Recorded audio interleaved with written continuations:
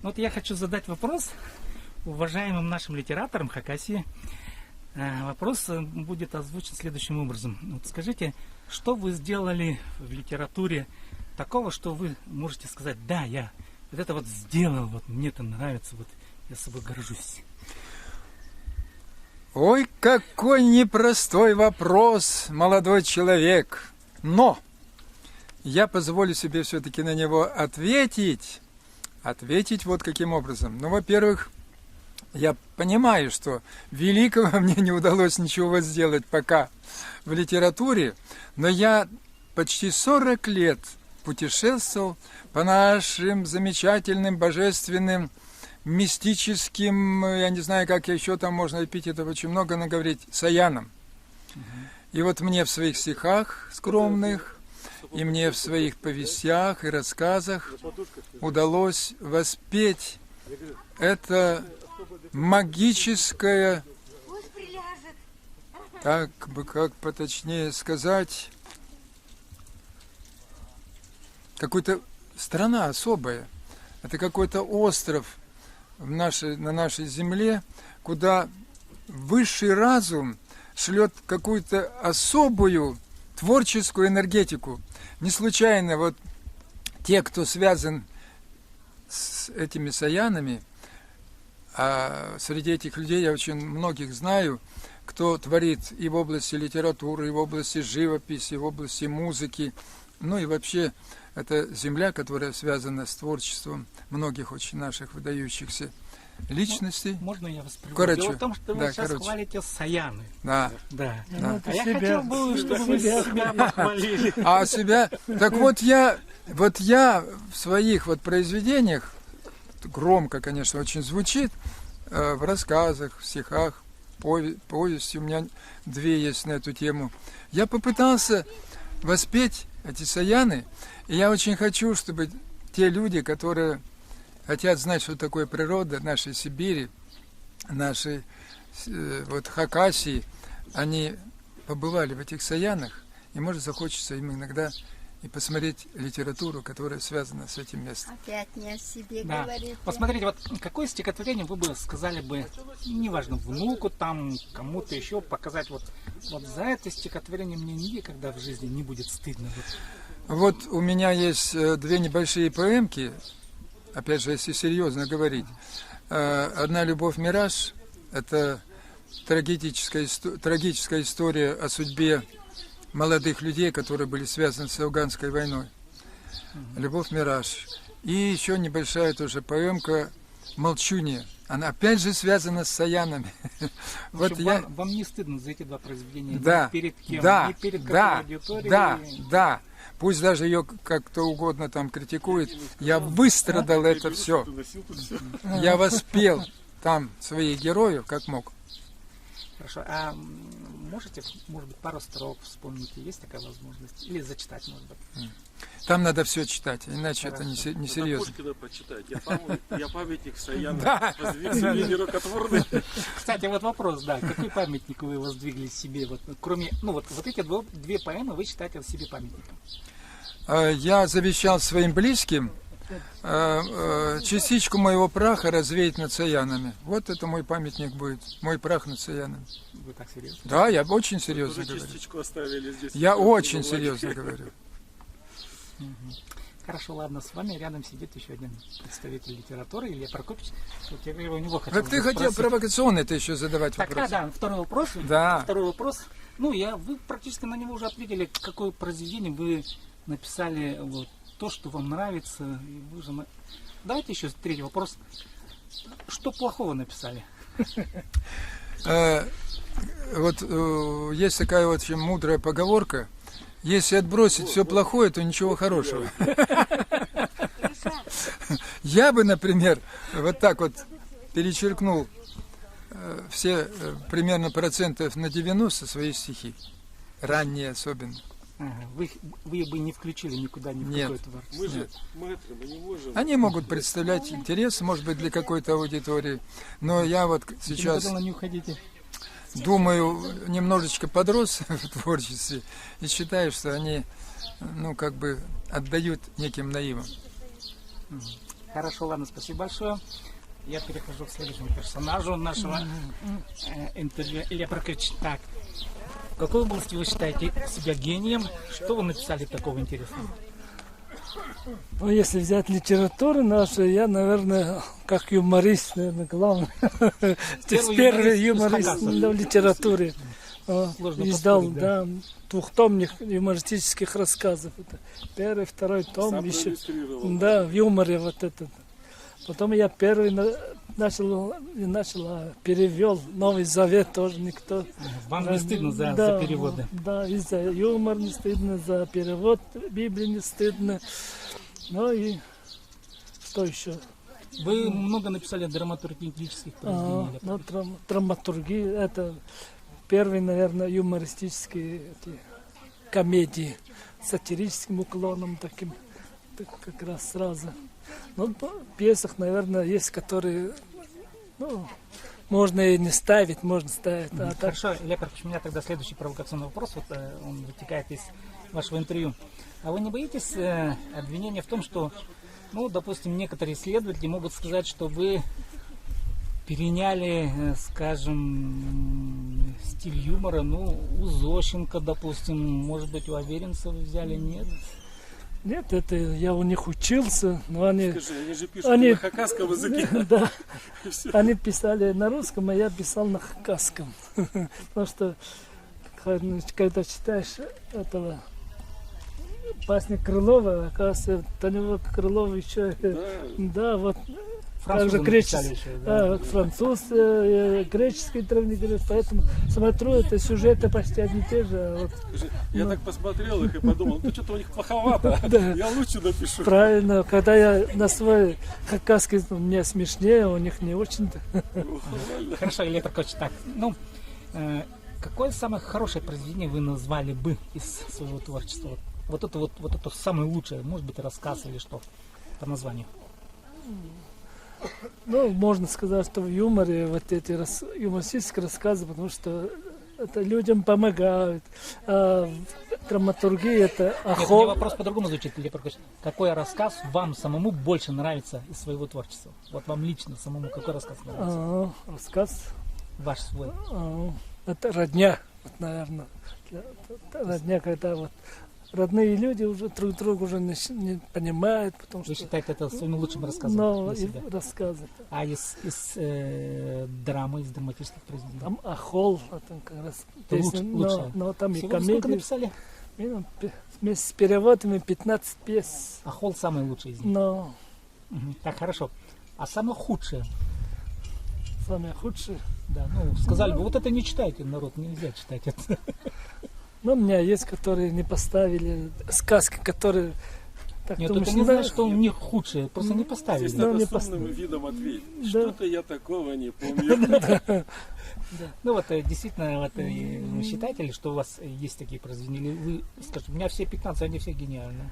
Нет, половину, наверное, можно так. Можно ставить, можно не ставить, а половину надо обязательно ставить. Мгм. Сколько вы всего рассказов написали? Примерно. Ну, юмористический двухтомник, там у меня 2 книжечки, первая, вторая часть, а рассказы там на один, ну, там на один сборник, может, хватит, но рассказов Так, мало. Если количеством посчитать, примерно сколько это будет? Может, рассказов 20 есть, наверное. Маленькие, коротенькие, так, этюдами, вместе с этюдами. Всего. У вас Ну, их не 20 всего юмористических, наверное, больше. Да, юмористический, Да, юмористический, вообще, вот примерно юмористический, сколько там, да, всего написали Ну, рассказов где-то- юмористических? около 100 есть, наверное. Вот. И из них примерно сколько самых хороших? Ну, больше половины хорошие. Считайте хорошим. Но сам смеются. 76,5. Кстати, да, если сам смеешься, уже это хорошо. Да. Перечитываю, оказывается, я раньше вообще, кажется, смешнее. Сейчас уже не идет уже. Всё. Ну и все. Хорошо, ладно, я перехожу теперь к следующему Где мы? комментатору. Подсесть. Да. Ну, вы детский писатель, я так понимаю, в Хакасии. Скажите, вот что вы сделали интересного, оригинального для себя? Что вы в себе уважаете больше всего? Ну, уважаю в себе разноплановость. Потому что я человек любопытный, люблю не на одном на чем-то сосредоточиться, а на разных. Нравится мне, допустим, писать детские рассказы. Есть у меня роман «Штормовой прогноз для капитанов». Это роман... Это самый лучший, вы считаете? Ну да, это самый лучший, наверное. Ну, будет еще лучше, конечно, но пока на данный момент я считаю, что это лучшее, что я написал. Что роман, он участвовал в всероссийском конкурсе на лучшее современное произведение о школьниках, занял первое место. Медаль мне такую хорошую дали. Я в этом плане. Потом мне захотелось написать фантастику. Я написал фантастическое произведение «Крылатый рыцарь», «Черное солнце». Потом я задумался, а вот жили же и 2000 лет на территории Хакасии кто-то, и 10 тысяч лет. Я задумался, ну, кто-то жил 30 тысяч лет назад, правильно? Взял, Логично. написал книжку, ну, прочитал, познакомился с историей, конечно, с историками поговорил. И написал книгу о первобытных людях, которые жили на территории Хакасии. Начинал одну, получилось 3. У меня почему-то всегда, начиная одну, получается все 3 книги. Я как-то специально пишу. Так, всего сколько произведений написали вы и чего написали? Но если изданных, то получается... Неизданных тоже. Если изданных 9 книг, причем... Это романы. Это большие Детские. произведения, да, детские. Не 5-10 страничек, а по 500, там, по 300 страниц. Если так нескромно сказать, как вопрос задавали, то я так посчитал, если каждый год я буду издавать по одной книжке, того, что написал хотя бы, мне еще 50 лет надо прожить. Вот поэтому я Ну, вы молодец, стараюсь, большой. Да. стараюсь. Ну, хорошо. Самое плохое, что вы написали и сказали, об этом нельзя читать. Знаете, вот то, что пишешь, нельзя сказать, что это плохое. Я могу сказать, за что, ну, и стыдно тоже нельзя сказать. Вот я в детстве влюбился в школе еще и написал очень много стихов о любви, там, любимой девушке и все. Но это было так давно уже, я тут открыл их, посмотрел, и мне так стыдно стало. Думаю, господи, что за кошмар я написал. Я так завернул изолентой, закрутил побольше. Я, конечно, как многие... Не выбросили. Не выбросил. Ну, молодец. Не выбросил, я так убрал. Думаю, нет, все равно... Пусть для потомков останется. Ну, для потом музей все равно не сделают, ну, хотя бы потом для потомков, можно сказать. Вот за это так интересно. А лучшее произведение, действительно, вот я иногда начну перечитывать, чтобы это так опять не сказал. Ой, как гениально написано, ну как великолепно. И кто же это написал? Да это я написал. Вот так вот можно сказать. Потому что я и говорю, если, тебе самому, если ты не восхищаешься тем, что ты сам пишешь, я молодым говорю, ну надо писать не надо, какой смысл? Хорошо, тогда я задам другой вопрос, который не озвучивал. Как вы реагируете на критику? Ой, я вот очень хорошо реагирую, жду этой критики. Мне вот как раз и критики-то не хватает. Я многим предлагаю, говорю, особенно мне нравится детская критика. Я прежде чем опубликовать какое-то произведение, но я сам как бы учителем работаю, я с детьми обсуждаю, они читают, и мне вот нравится детская критика, потому что они очень много подсказывают. Я написал, у меня есть большое произведение такое «Крылатый рыцарь», и они сказали, там у меня мальчик такой по сюжету трусливый. Они прочитали и сказали, Юрий Анатольевич, что-то вы тут не то написали. Я говорю, а что такое сразу? Интересно. Говорят, ну не может так вот мальчик пришел, трусливый, все там, он шестерит перед всеми. Я говорю, ну давайте, свою идею мне. Они говорят, тут к нам недавно 8 класс мальчик пришел. Ну мы, говорит, ну как в школе, новый пришел, мы решили проверить, настоящий он пацан или нет. Ну, фанеру мы пробили, ну, не выдержал пацан, стал шестерить там, за семечками так бегать, еще. Я тоже так задумался, говорю, правда, видишь? Ну, что-то ведь произошло с этим мальчиком, что его сломало. Был нормальный мальчик, занимался-то в кружке, друзей у него много было. А тут вот раз сломало его это, и друзья от него отвернулись самому. И у него перед ним стал вопрос тоже. Вот так вот что, мне всю жизнь рабом быть чьи-то интересы выполнять? Или я все-таки смогу пересилить себя, ну там подерусь раз, 5-10, докажусь, что я такой хороший. Но у меня по сюжету там девочка, конечно, пришла, голубые глазки такая, он в нее влюбился. Вот это главным переломным моментом стало, почему он решил измениться. Я вот пытаюсь с детьми тоже разобраться, что же нужно для того, чтобы вот с такого трусливого человека стать, ну, можно сказать, героем. Вот что для этого нужно. Хорошо, ладно, спасибо. Пожалуйста. Могу, кстати, посоветовать почитать всем, кто интересуется литературой. Сейчас появился хороший французский писатель Вебер, современный, ну как современный, лет 20, наверное, уже назад. «Революция муравьев» и «Татанавты». Не Это пожалеете. Вы рекомендуете всем или... Всем рекомендую. Хорошо. А детям я рекомендую, как всегда, как ни странно, Гарри Поттера почитать. Говорю, А читайте. себя порекомендуете еще? Ну и себя, я всегда, Так, ну, какое произведение? это святое дело. Так. Я когда прихожу к детям, мне всегда библиотекари говорят: благодарим вас, что вот там и хакасских писателей рекламировали, и себя прорекламировали. Но я всегда никогда содержание не пересказываю. Вот свое, допустим, произведение какое-то я так расскажу, чтобы заинтересовать детей. А потом мне учителя говорят в библиотеке: ой, говорит, все в библиотеку пришли читать, говорит, очередь выстроилась за произведениями, за вашими. Я говорю, хорошо, как интерес пропадет, зовите, я еще приду, прорекламирую. Вот в таком плане. Рекламы не хватает немножко, Так, рекламы. итак, произведение ваше называется, которое вы рекомендуете для читателей? Ой, ну у меня много. Одно назовите свое, одно. Ну, мое любимое — это «Штормовой прогноз для капитанов». О школе. Юрий Черчинский. Юрий Черчинский, да. Хорошо. Альбина Васильевна, у меня следующий вопрос.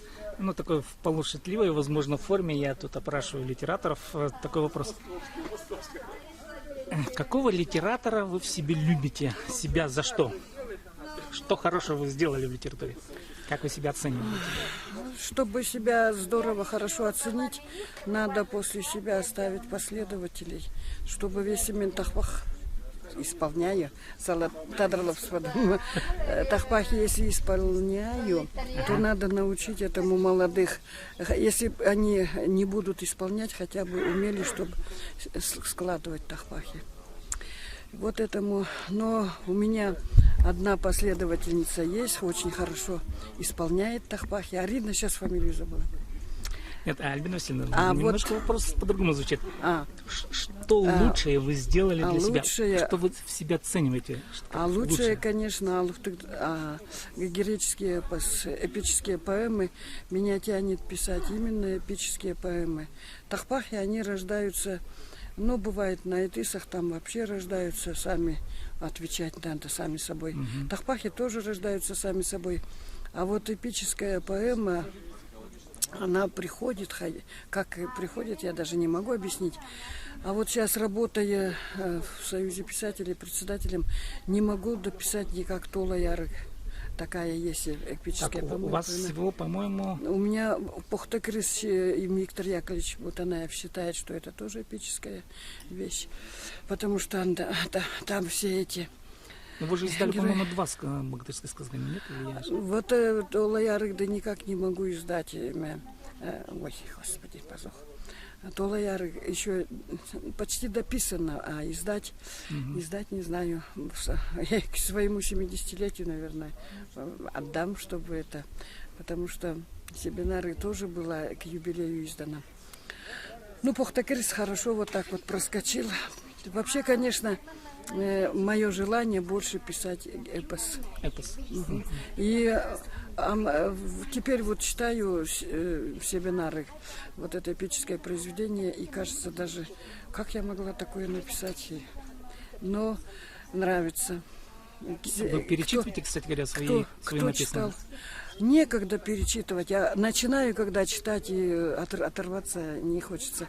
А вообще люблю читать героический эпос Петра Васильевича Курбежикова и Семена Прокопьевича Кадышева. А вот когда читаю имя Моисея Романовича Боинова, язык превосходный, но какие-то слова вот этих качинские, они ближе как-то, а в сагайском диалекте бывают непонятные слова. Вот я начинаю понимать, когда сагайцы читают, где много этих слов. Если сносок сразу на этой странице нет, человек тоже уже как-то отвлекает, если не знает значения кызыльского слова. по кызыльскому диалекту. Надо сразу на странице делать. Иногда бывают сноски в конце произведения, а это хуже. Хорошо. Альбина Всеволодовна, вот сколько вы всего тахпахов написали? Ой, тахпахов я много написала. Примерно. Если сейчас собрать эти все тахпахи в одну книгу, ну, наверное, будет около 600, а может больше. Всего. Это вместе с неизданными, да? Только не изданные. А изданные я их не читаю. Ой. Так, сколько у вас издано тогда примерно? А издана одна книга Алтын, ой, Тигр Хуруми Тахпахтаром. Тахпахи мои цвета радуги. Это одна книжка. Не знаю там сколько тахпахов я не читала. За 100 с лишним, по-моему, нет? Наверное, должно быть. Потом вышли еще Ахтасхылда 70, там знаю я. Потому что когда отдавала печатать, там было 78 тахпахов. Ахтасхали. Они на кызыльском диалекте. В этой родники народной поэзии Алтын Тамырларда там народные тахпахи. Ну, в общем, один или несколько народных, но там тахпахи, песни Курбижековых в основном. А моих там совсем мало. Аттаңша Загда мен жүрзем, вот годы мои. Вот этот тахпах, еще какие-то там, но там моих мало. Вот у меня как раз следующий вопрос звучит таким образом. Какой самый любимый у вас есть свой тахпах, который вам лично нравится? Ну, свой любимый тахпах нравится. Мне, вообще, я их люблю, свои тахпахи. Самый любимый? А самый любимый все-таки, наверное, годы мои. Можете пропеть? Да. Тадарлап? Да, на хакасском. Аттаңша Загда мен жүрзем, арыг сағыжым ар емес. Алынаң пайда болбазам, алтынаң арлыг тузыжам. Сегір тәшірер ат шоқта, сағыш анамен тұтпаспын. Сағынған табрақ сағыштag, сорлуп күмістәг тузыжам. Тегей пазына шарық күн, түршә шадып зып кішит барар. Тарығып шуртан тузыжам, турбин пір туста ерт барар. Көгір хойнына изи күн, көләтке салып кір барар. Көглән өзелген көксижем, көләтке болып шит барар. Ну, спасибо вам за интервью. Какой-то провокационный вопрос задам, говорил. Ладно, обошлись без провокационного вопроса. Хорошо, ладно.